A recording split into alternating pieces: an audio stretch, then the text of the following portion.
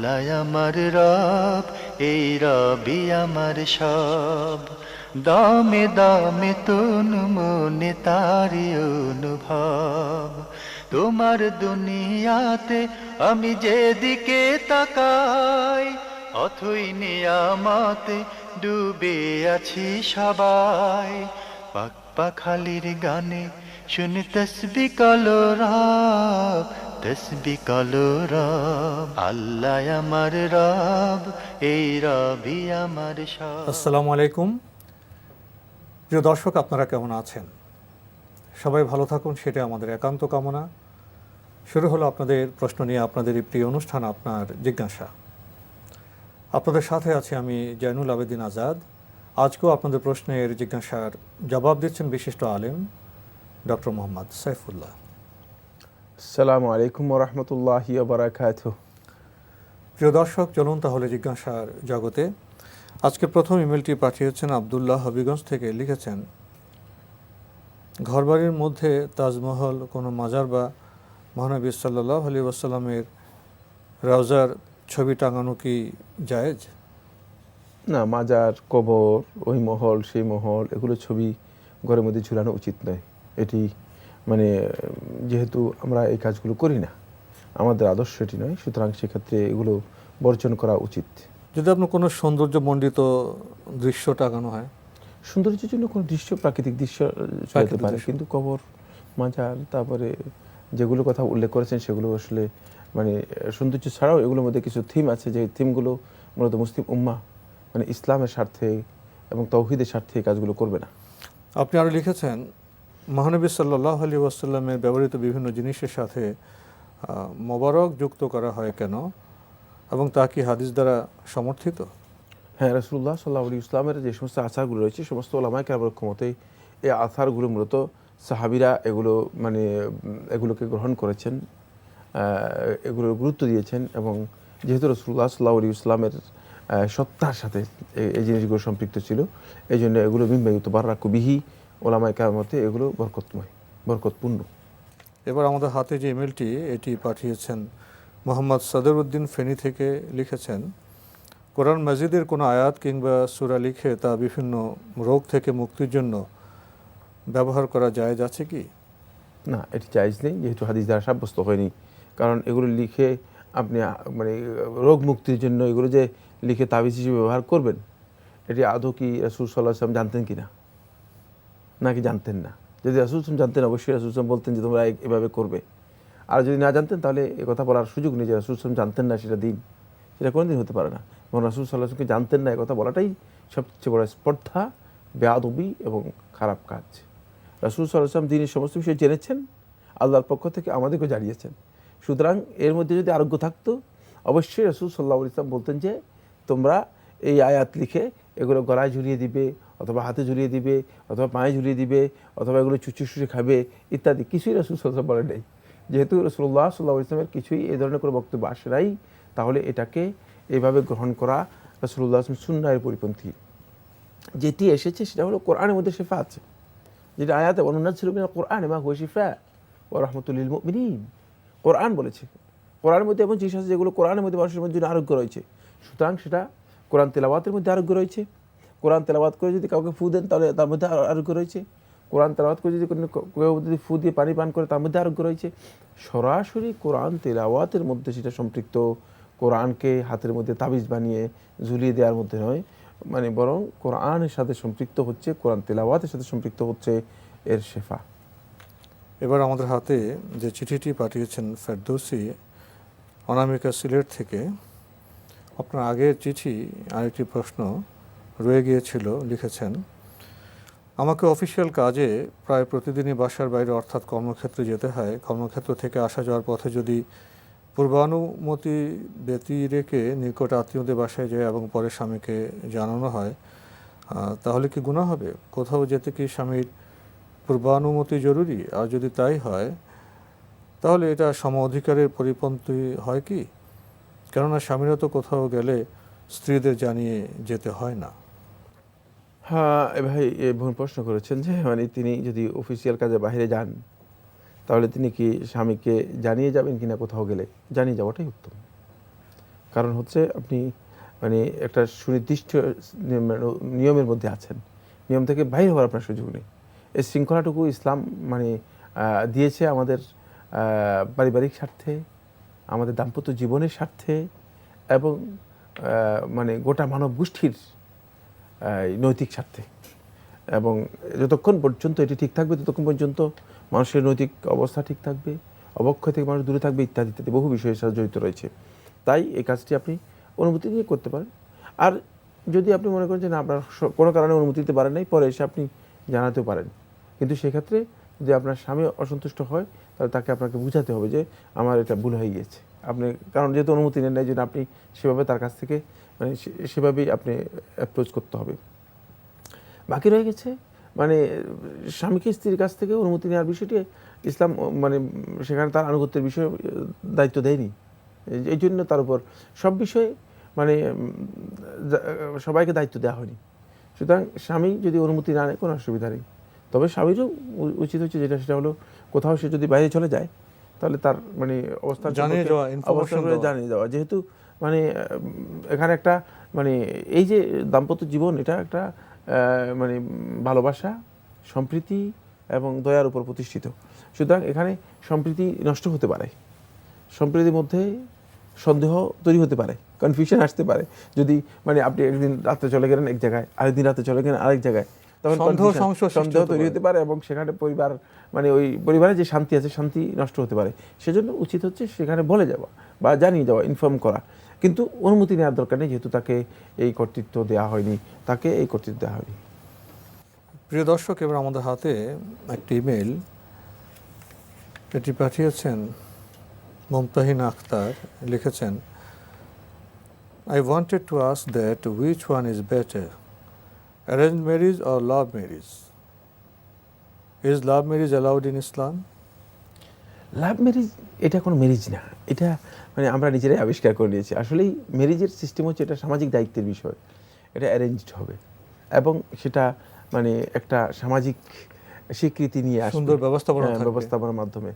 আর এটা খুবই মানে পরম সত্য কথা, সেটা হচ্ছে এই যে পিতামাতা আপনাকে এই শিশুকাল থেকে আপনাকে বড় করতেছে, মানে আপনার পিছনে তাদের শ্রম, আপনার পিছনে তাদের মেধা, আপনার পিছনে তাদের স্বপ্ন, সবটাই ইনভেস্ট করতেছে।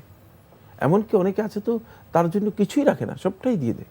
মানে এভাবে যা ইনভেস্ট করতেছে আপনার পিছনে, তো আপনি সেখানে এসে গিয়ে জীবনের গুরুত্বপূর্ণ একটি পয়েন্টে এসে গিয়ে আপনি তাদেরকে ইগনোর করলেন। এটা আসলে ইসলামের দৃষ্টিভঙ্গিকে অনেক দূরে রেখে যদি শুধুমাত্র কমন সেন্স দিয়ে চিন্তা করা হয় তাহলেও এই কাজটি শুদ্ধ নয়, এই কাজটি মোটেও উচিত নয় এবং নৈতিকভাবে সমর্থিত নয়। তাই এটা ইসলাম তো মোটেও সমর্থন করতে পারে না। আর ইসলাম এইটা দায়িত্বটাকে সামাজিক দায়িত্বের মধ্যে অন্তর্ভুক্ত করার কারণেই ইসলাম এখানে অভিভাবককে ইনভলভ করেছে এবং অভিভাবকের কর্তৃত্ব এখানে ইসলাম মানে দিয়েছে। আর এই প্রয়োজনটা আমরা আসলে জীবনের প্রত্যেকটা মানে বাঁকে বাঁকে আমরা উপলব্ধি করছি। এখন বর্তমানে আমরা দেখি যে বিভিন্ন লাভ ম্যারেজের দিকে যখন আমরা দেখি তখন আমাদের কাছে স্পষ্ট হয় যে এই বিবাহগুলো যখন অল্প কয়েকদিন পরে দেখা যায় ভঙ্গুর অবস্থা তৈরি হয়, পরস্পরের মধ্যে সন্দেহ তৈরি হয়, পরস্পরের সাথে মানে মনোমালিন্য তৈরি হয়, মনক্ষুণ্ণতা আসে এবং একজন আরেকজনকে অপবাদ দেওয়া শুরু করে ইত্যাদি যখন শুরু হয়, দেখা যায় যে সেগুলো খুব কমই টিকে। এর কারণ হচ্ছে যেহেতু তারা মূলত নিজেদের জীবনের শুরুতেই মানে আসল যেই জিনিসটিকে তাদেরকে দায়িত্ব হিসেবে দেওয়া হয়েছিল সে অভিভাবকত্বকে অস্বীকার করেছে বা তাদেরকে অবমূল্যায়ন করেছে। এই জন্য আমরা বলবো যেটা সেটা হচ্ছে এই ইসলাম যেটাকে মানে আমাদের জন্য কর্তৃত্বের জন্য দিয়েছে সেটাকে মেনে নিয়ে যে বিয়ে রয়েছে সেটা হচ্ছে ইসলামী শরিয়া অনুযায়ী শরিয়া অনুমোদিত বিয়ে। আর আপনি যেটা লাভ ম্যারেজ কথা বলছেন মানে নাম দিয়েছেন আর কি লাভ ম্যারেজ, যাই হোক যদিও এটা মানে এই নামটা মানে নতুন নামই দিয়েছেন, সেখানে আসলেই বাস্তবতা হচ্ছে এটা যেটা আমাদের জন্য সেটি উচিত নয়। বরং সেখানে যখন আপনি অভিভাবককে উপেক্ষা করবেন তখন আপনি জীবনের জন্য যেই, কারণ জীবনের তো একটা টাইম আছে, সেই টাইমটুকুতে আপনার সৌন্দর্যের দরকার আছে, সেই টাইমটুকু আপনার ভালোর দরকার আছে, সেখানে ভালোবাসার দরকার আছে। দেখবেন যে আপনি সেগুলো হারিয়ে ফেলছেন, সেগুলো পাচ্ছেন না, যেহেতু আপনি প্রথমেই ভুল করে যাচ্ছেন। এই জন্য প্রথম দিক থেকে সেটাকে শুদ্ধ করা দরকার রয়েছে এবং আদর্শ বিয়ে হচ্ছে যেটা সেটা ওই বিয়েটাই আদর্শ হবে যে বিয়েটা রাসূলুল্লাহ সাল্লাল্লাহু আলাইহি ওয়াসাল্লামের দেখানো পন্থা অনুযায়ী মানে শরিয়ার নির্দেশনা অনুযায়ী সম্পন্ন হবে, বাবা মার অনুমোদন নিয়ে। হ্যাঁ, আবার সেই বিয়ের কারণেই মূলত সেই পরিবারটাও আদর্শ পরিবার হবে। সুতরাং আদর্শ কিন্তু ততক্ষণ পর্যন্ত হতে পারবে না যতক্ষণ পর্যন্ত বিয়ের ব্যাপারে তাদের সত্যিকার সুন্নাহর যে নির্দেশনা আছে সেই নির্দেশনা তারা পালন করবে না। প্রিয় দর্শক, বিয়ে সম্পর্কে আমরা খুবই গুরুত্বপূর্ণ কিছু কথা শুনলাম। এবার আমাদের হাতে যে ইমেলটি এটি পাঠিয়েছেন সাব্বির আহমদ, লিখেছেন, আমি গান লিখি এবং গান করি। আমার গানে যদি অশ্লীলতা না থাকে আমি কি গানকে পেশা হিসেবে নিতে পারি? এক্ষেত্রে কি বাদ্যযন্ত্র ব্যবহার করতে পারি? দয়া করে বিস্তারিত জানিয়ে উপকৃত করবেন। ধন্যবাদ এই ভাইকে। তিনি গান লেখেন এবং গান করেন। গান লেখা এবং গান করা দুটোই জায়েজ, কিন্তু অশ্লীলতা মানে নৈতিক কোনো সুরসুরি মানে যেগুলো ইসলামে অনুমোদন দেয়নি এমন কোনো কাজ এর মধ্যে থাকতে পারবে না। এ ধরনের গান আপনি লিখতে পারেন এবং এ ধরনের গান আপনি করতেও আপনার জন্য জায়েজ রয়েছে। সেগুলো সুরও দিতে পারেন, যেগুলোর মাধ্যমে, যে গানের মাধ্যমে হয়তো মানুষ নিজেদের জীবন সম্পর্কে শিক্ষা নিতে পারে, নিজেদের চরিত্র সম্পর্কে শিক্ষা নিতে পারে, অথবা নিজেদের আদর্শ সম্পর্কে শিক্ষা নিতে পারে, অথবা নিজেদের মাটি, দেশ, জনগণ এদের সম্পর্কে জ্ঞান নিতে পারে। এ ধরনের গান যদি কোনো ব্যক্তি লিখেন, তিনি লিখতে পারেন, সে গান করতেও পারেন। সেক্ষেত্রে তিনি গান করবেন, কিন্তু গানটা বাদ্যযন্ত্র মুক্ত হওয়াটাই হচ্ছে উত্তম। এবার আমাদের হাতে যে ইমেলটি এটি পাঠিয়েছেন অরিন ফাহমিদা, লিখেছেন, I have a 12-year-old abnormal brother. Because of him, my mother cannot pray her Fajr prayers. If my mother wakes up at dawn and get up for her Fajr prayer, my brother also wakes up and disturbs her, that is by crying during her prayer. So my question is it okay for my mother to pray her prayer in the morning instead of dawn? তিনি যে কারণটা উল্লেখ করেছেন যে তার ভাই আছে abnormal, ঠিক না? Abnormal. এখন অ্যাবনর্মাল এই ভাই মানে মাকে ডিস্টার্ব করবেন, ডিস্টার্ব করে, এবং মা যদি সকাল ঘুম থেকে উঠে খুব কান্না করে আপনার অর্থাৎ আমাদের সময়।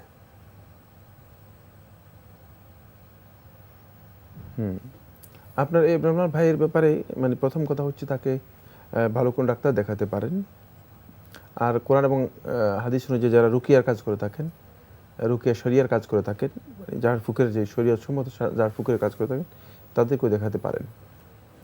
এটা হলো প্রথম কথা। দ্বিতীয় কথা হচ্ছে আপনার মা অবশ্যই উঠবেন, তিনি উঠে প্রথমে আয়াতুল কুরসি পড়বেন, তারপরে কোরআন কারীমের সূরা আল বাকারা দ্বিতীয় আয়াত পড়বেন, এরপরে মুআওয়াযাতগুলো পড়বেন। মুআওয়াযাতগুলো পড়ে এরপরে রাসূল সাল্লাল্লাহু আলাইহি ওয়াসাল্লাম যে ইস্তেআযা করতেন সেই ইস্তেআযাটা মানে করবেন, করে তাকে ফু দিবেন। তারপর তিনি নিয়মিত ফজরের সালাত ফজরের ওয়াক্তে আদায় করবেন। দেখবেন যে ইনশাআল্লাহ তাআলা অনেকটা সুস্থ ভালো হতে পারবে। আমাদের জীবনযাপনে অনেক বিষয় চলে আসে, কত রকম সমস্যা, আমরা অনেক সময় এইসব সমস্যায় বিভ্রান্ত হয়ে পড়ি, কিন্তু ইসলাম আমাদের সঠিক পথ নির্দেশনা দিয়েছে। আমরা সেখানে গেলে জীবন সম্পর্কে শিক্ষা পাবো এবং খুব সহজে আমাদের কর্তব্য স্থির করতে পারবো, নির্ধারণ করতে পারবো। দর্শক, এবার আমাদের হাতে যে ইমেলটি এটি পাঠিয়েছেন সাকিব শাহাদাত, লিখেছেন, We know that women should not be standing, sitting very near to a non-mahram man. Does this mean that it is haram for a woman to ride on a rickshaw, since the distance between her and rickshaw puller would be very small when she rides on the rickshaw? তিনি প্রশ্ন করেছেন, এটি আসলেই বাস্তবতা, সেটা হচ্ছে যে ইখতিলাত ইসলামে হারাম। ইখতিলাত কাকে বলা হয়ে থাকে? ইখতিলাত হচ্ছে মানে ভিন্ন পুরুষের সাথে অবাধ মেলামেশা, মানে উঠা বসা করা। আপনি যেমন এক রিক্সায় একজন পুরুষ বসলো আর আপনি একজন মহিলা বসলেন, দুজনের সাথে কোনো সম্পর্ক নেই, পাশাপাশি। অথবা দেখা যায় যে মুখোমুখি হয়ে বসলেন, একজনের পায়ের সাথে আরেকজন পা ঠেকিয়ে। এতে ফিতনা তো আছেই, উপরন্তু ফিতনার অতিরিক্ত রয়েছে, সেটা হচ্ছে নৈতিকভাবে অবক্ষয়, মানে এর একটা সুযোগ এসে যায়। ফুরত এই জন্য ইসলাম এটাকে অত্যন্ত সতর্কতার সাথে এটাকে নিষেধ করে দিয়েছে। হিজাব লঙ্ঘন হয়, এখানে অতিরিক্ত ইখতিলাত হয়, মানে মেলামেশা হয়ে যায়, যেটি ইসলামে হারাম। তাই এই কাজটি জায়েজ নেই। গায়রে মাহরামের সাথে তিনি রিকশা উঠে যাবেন না, তো কী করবেন তাহলে? তাহলে তিনি রিকশায় যাবেন, একা যাবেন। তার যদি যাওয়ার দরকার হয় তাহলে তিনি কম ডিস্টেন্সে রিকশা উঠবেন, তিনি রিকশা অন্য পুরুষের সাথে বসবেন না, শেয়ার করবেন না, রিকশা একা যাবেন। অথবা তিনি ভ্যানে যাচ্ছেন, তাহলে তিনি একা যাবেন, মানে অন্য পুরুষের সাথে তিনি যাবেন না। আর যথাসম্ভব সেক্ষেত্রে তার সাথে অন্য কোনো মানে ছেলে অথবা মেয়ে অথবা অন্য কাউকে যদি নিয়ে যান, তাহলে সেখানে আর যে ইখতিলাতের বিষয়টি আছে তাহলে সেটি আসবে না। এই জন্য উত্তম হচ্ছে মূলত সেভাবেই করা। আর আমরা যত বেশি এগুলোতে মানে লিপ্ত হব, তত বেশি, যত মেলামেশা, এই ধরনের অবাধ মেলামেশা লিপ্ত হব, তত মানে আমরা মানে এই আমাদের যে অনুভূতিটুকু রয়েছে, অপরাধ বোধের যে অনুভূতিটুকু রয়েছে, সেটা কিন্তু উঠে যাবে, মিশে যাবে। আরবি ভাষায় একটা প্রবাদ রয়েছে, যত বেশি ঘষাঘষি করা হয় তাকে, তত বেশি অনুভূতি হারিয়ে যায়। মানে বাস্তবতা হচ্ছে এমনটাই, যত আপনি মানে মেলামেশা করবেন তত দেখবেন যে অনুভূতি হারিয়ে গেছে। এক পর্যায়ে দেখবেন যে এই মহিলার সমস্ত পুরুষদের সাথে চলাফেরা করতে মানে একেবারে মানে খোলা মেলা মানে চলতে, এতে তার আর কিছুই আসে যায় না। তার যে লজ্জাবোধ রয়েছে, তার যে সম্ভ্রমবোধ আছে, তার যে মানে একটা আত্মগরিমা রয়েছে, মানে যার মাধ্যমে তার সম্মানের বিষয়টি রয়েছে, সব কিছু হারিয়ে যায়, সব কিছু মানে বিলীন হয়ে যায়। সুতরাং এই জন্য ইসলাম এখানে সতর্ক করেছে এবং এই কাজটি শুদ্ধ নয়, এটি হারাম। এখানে একটি বিষয়ে উনি দৃষ্টি আকর্ষণ করেছেন। উনি বলেছেন, আমরা তো জানি ইসলামে আপনারা যারা মাহারাম নন, তাদের খুব কাছাকাছি বসা বা দাঁড়ানো এটা ঠিক নয়। যখন কোনো মহিলা রিক্সায় যাবেন, তো মহিলা তো পেছনে বসছেন, সামনে রিক্সা পোলার, সে তো সামনে রিক্সা চালাচ্ছে, এক্ষেত্রে কোনো সমস্যা আছে? না, এটা তো বাধ্য, আপনি যেতে পারবেন না।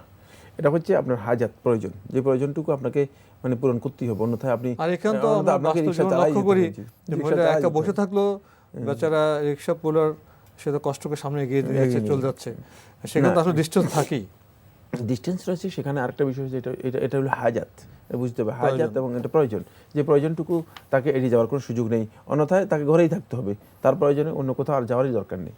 কিন্তু এই কাজটি তো সবাই করতে পারবে না, যার প্রয়োজন আছে তাকে অবশ্যই যেতে হবে। প্রিয় দর্শক, এবার আমাদের হাতে যে ইমেলটি পাঠিয়েছেন মোহাম্মদ জাহিদুল হাসান, লালবাগ, ঢাকা থেকে লিখেছেন, কোনো হুজুর বা এই ধরনের কারো মাধ্যমে পেটের ভেতর থেকে তাবিজ বের করা কি ইসলাম সম্মত? কোনো ঘরের মধ্য থেকে তাবিজ বের করার ইসলামী পদ্ধতি কি?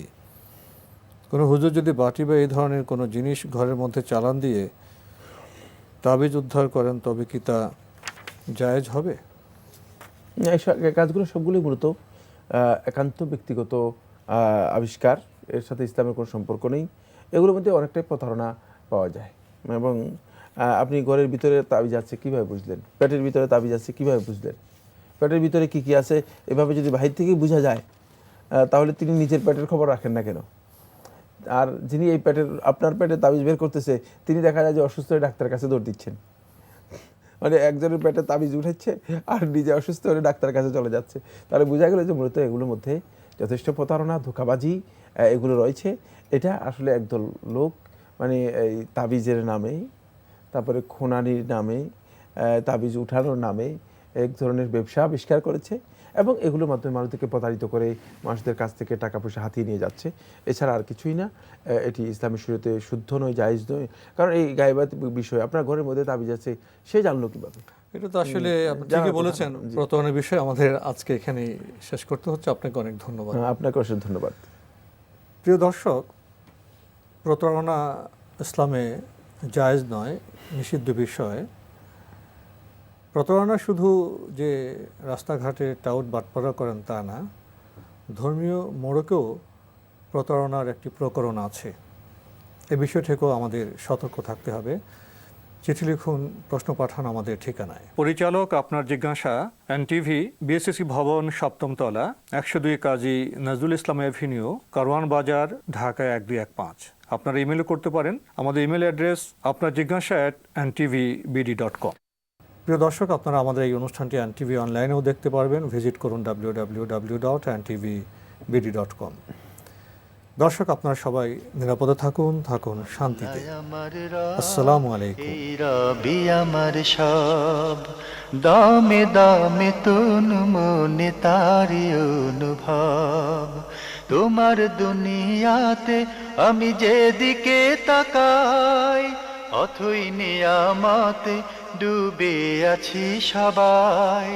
পাক পাখালির গানে শুনি তসবি কালো রাব, তসবি কালো রাব।